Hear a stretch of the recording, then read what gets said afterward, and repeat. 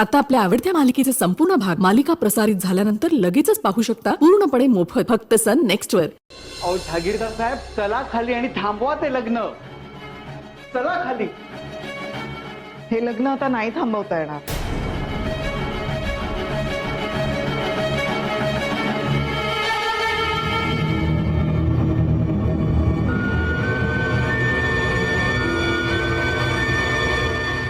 तुम्हाला आता हे स्वीकारावं लागेल। अहो विधी सुरू देखील झालेत। चूक आहे ही खूप मोठी चूक। तुम्ही मोठी माणसं आहे, श्रीमंत आहे, तुमचे पाहुणे मोठे आहेत, म्हणून आता तुम्ही मनमानी कारभार करणार नाही। मला हे मान्यच नाही, नाहीच मान। अहो तुम्ही ऐकून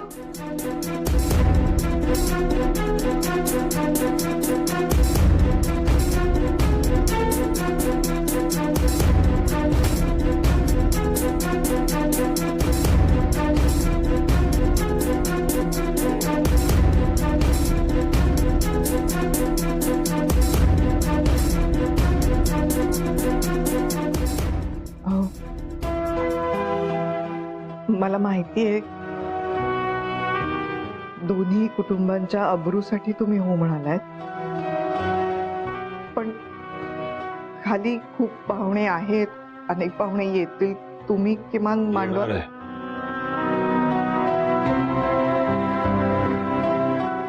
यावं लागणारच आहे। तोंडाला काळं फासलंय आपल्याच माणसांनी, तेच तोंड घेऊन आल्या पाहुण्यांसमोर उभं राहावं लागणारच आहे, कारण आपणच बोलवलंय त्यांना मानानी। फक्त एका गोष्टीच्या बाबतीत मी भीक मागतोय, एवढी कृपा कर माझ्यावर। कन्यादान वगैरे मी करावं एवढी अपेक्षा ठेवू नकोस।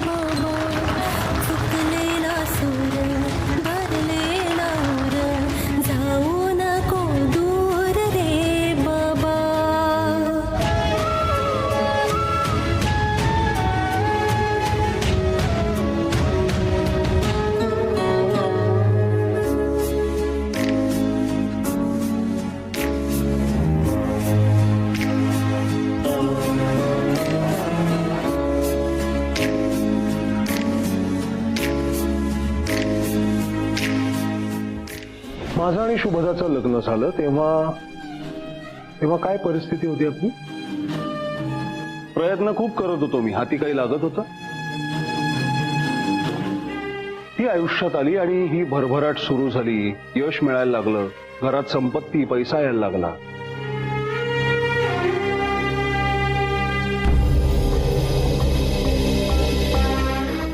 खूप आशीर्वाद दिलेत तिने, खूप माया केली आहे तिने.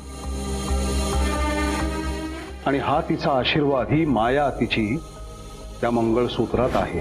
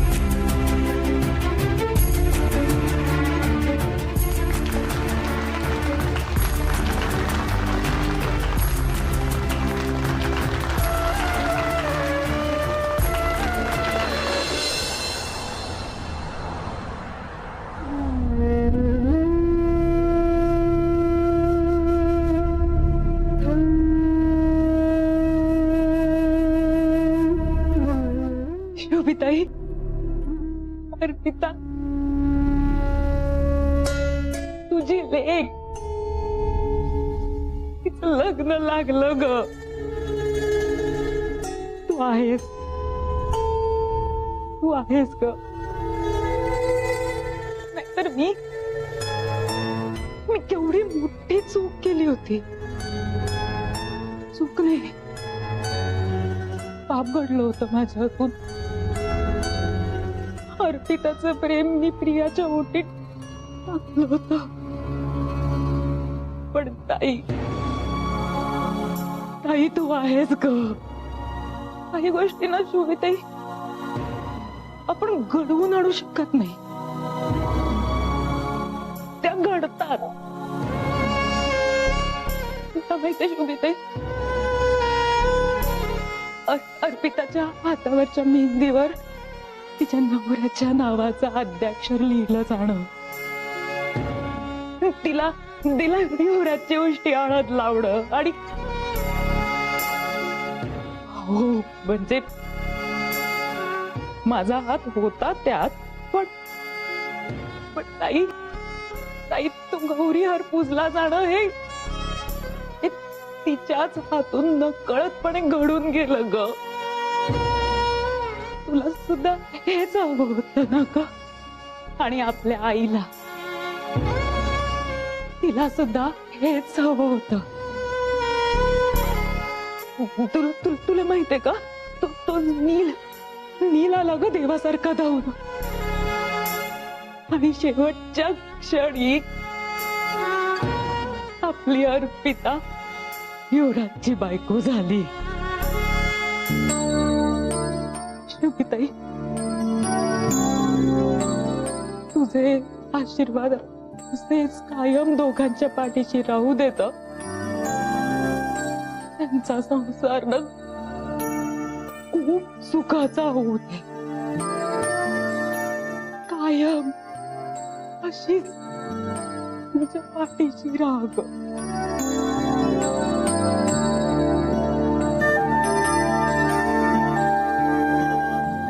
तू आहेस.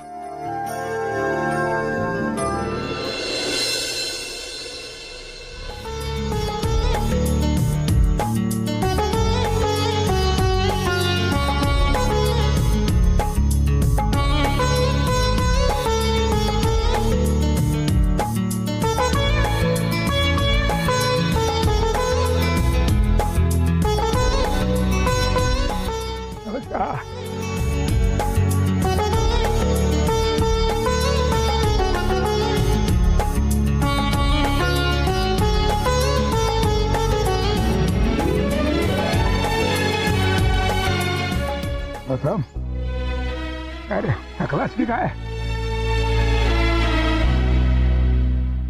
अरे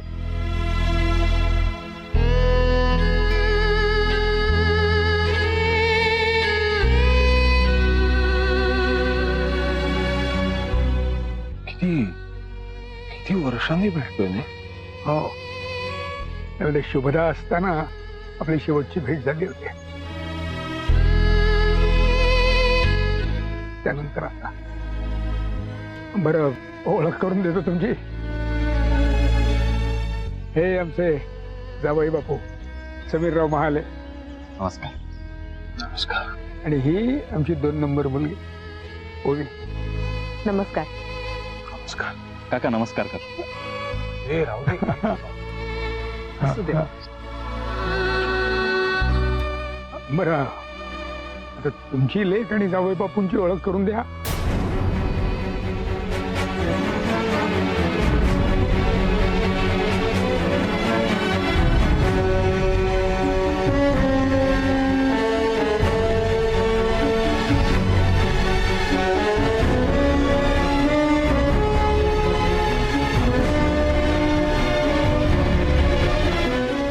सावकाश सावकाश.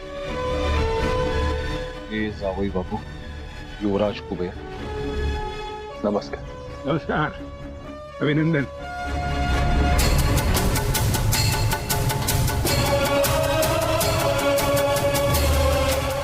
आणि ही यांच्या पत्नी. नमस्कार.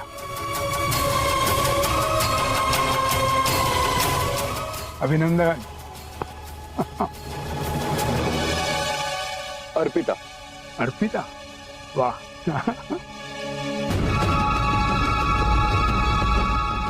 नाही पण तुझी ही ओळख करून देण्याची नवीन पद्धत आवडली मला.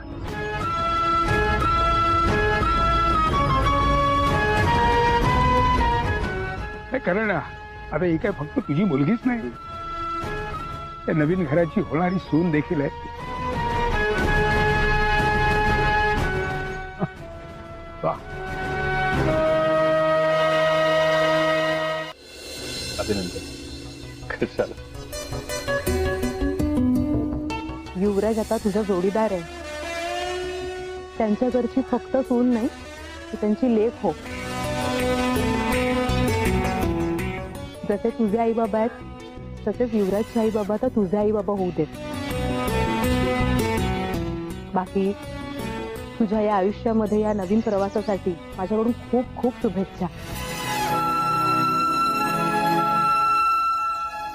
तुम्हाला सुद्धा. ओवी, तुलाही शुभेच्छा. काळजी घ्या तब्येतीची. हो, खरं तर मला काळजी करण्याचं काहीच कारण नाही. कुठल्याही कठीण प्रसंगामध्ये हे साथ कधीच सोडत नाही. अगं बास, एवढं कौतुक करण्यासारखं काही केलं नाहीये मी. पण खरं तर प्रत्येक नवऱ्याने असंच वागायला हवं. मग आमच्या या नव्या नवऱ्याला सुद्धा थोड्या टिप्स द्या तुम्ही. तुमचं एकमेकांवरचं प्रेम, नवीन प्रेम कहाणी म्हणून लक्षात राहील.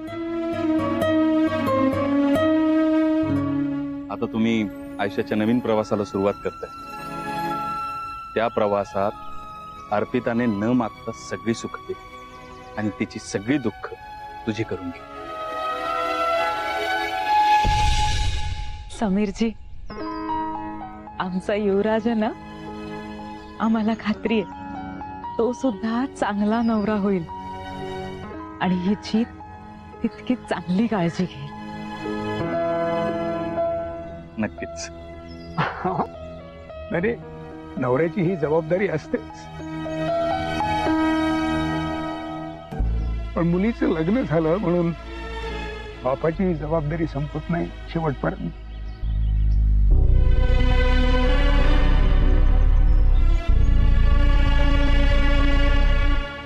गौतम, तूही तुझ्या अर्पिताचं कन्यादान केलं असशीलच ना?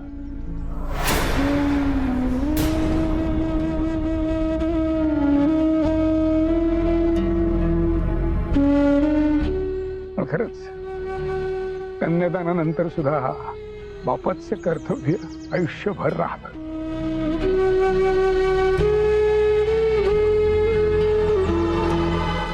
हा, कारण हे आपल्या मुली हा आपला जीव की प्राण असतात, आपला अभिमान असतात. मुलीच्या अर्पिताच्या डोळ्यात पाणी बघितल्यानंतर तुझ्या काळजात किती आणि कशी कालवा कालवा होत असेल याची मला पूर्ण कल्पना आहे.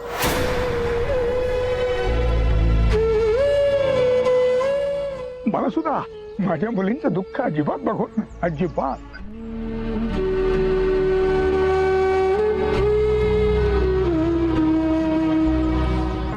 त्यामुळे एक गोष्ट कायम लक्षात ठेवा, अर्पिता हा तुझाच अंश आहे. तिला कायम सुखात पाहणं, तिला कायम सुखात ठेवणं ही तुझी जबाबदारी आहे, बाप म्हणून.